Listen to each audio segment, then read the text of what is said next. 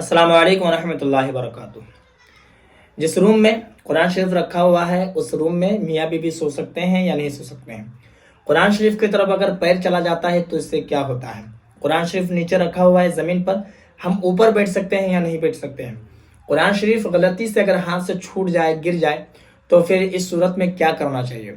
कुरान शरीफ अगर बिल्ली वगैरह गिरा दे, जानबूझकर नहीं, एक जगह रखा हुआ है और बिल्ली वगैरह या कोई भी चूहा वगैरह उस पर चढ़ा जिसकी वजह से कुरान नीचे गिर गया, तो इसी सूरत में क्या हुक्म है। पंज सूरा या फिर कोई भी ऐसी किताब जिसमें कुरान की आयतें लिखी हुई है, कुरान शरीफ की कुछ सूरतें उसमें हैं, अगर वो किताब अगर नीचे गिर जाए तो ऐसी सूरत में हमें क्या करना चाहिए।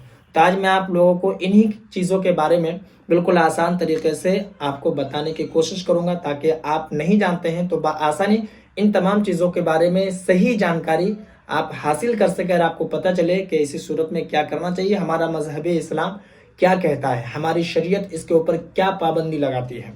तो देखिए, सबसे पहली बात आप इस मसले को समझिए कि जिस रूम में कुरान शरीफ है, अगर वाकई में कुरान शरीफ ऐसी जगह रखा हुआ है जहां पर आपकी पीठ नहीं जा रही है, जिस तरफ आपकी पीठ नहीं जाती है, आपका पाँव उस तरफ नहीं जाता है, तो बिल्कुल आप सो सकते हैं, बैठ सकते हैं, मियाँ बीवी भी उसमें सो सकते हैं।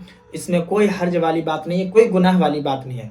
दूसरी बात यह है कि पाँव बस उधर नहीं होना चाहिए। ठीक बात समझ में आ गई। पाँव उधर अगर करते हैं तो ये कुरान शरीफ के अदब के खिलाफ हो जाएगा। ठीक है, अब मैं आपको बताता हूँ कि अगर कुरान शरीफ नीचे रखा हुआ, आप ऊपर नहीं बैठ सकते, ये कुरान शरीफ के अदब के खिलाफ है।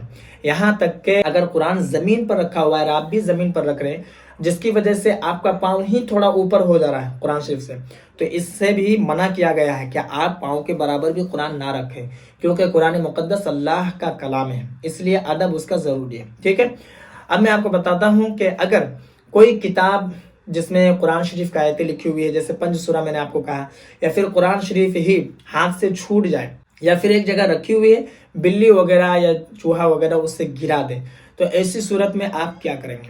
तो ऐसी सूरत में देखिए, जैसे गांव वगैरह में बहुत सारे लोगों से आपने सुना होगा कि कहा जाता है कि उसके बराबर में चावल तौल करके सदका किया जाता है।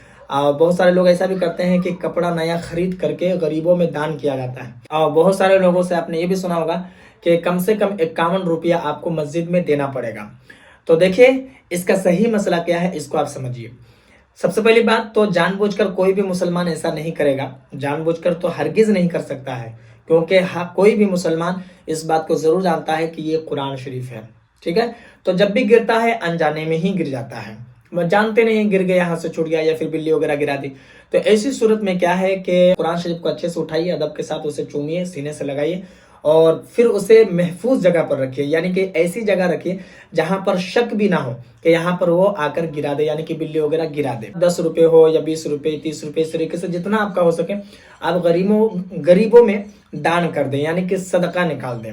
इससे क्या होगा कि इसका सवाब आपको मिलेगा और आपके मन में जो अगर किसी और तरीके का ख्याल हो तो वह ख्याल खत्म हो जाएगा। इससे एक ये भी फायदा है कि जैसे कुरान शरीफ जब गिर जाता है हमसे तो हमें बड़ा अफसोस होता है, फिर बड़ा अफसोस होता है, हम समझने लगते हैं कि आप क्या करें, बिल्कुल घबरा जाते हैं। तो सदका जब हम दे देंगे तो हमारे दिल की वो घबराहट भी ख़त्म हो जाएगी और सवाब की नीयत से सदका करेंगे तो उसका सवाब भी मिल जाएगा। आप कुरान शरीफ जो गिरा, अगर उसका कोई गुनाह भी होगा तो अल्लाह तबारक व तआला उसे भी माफ़ फरमा देगा।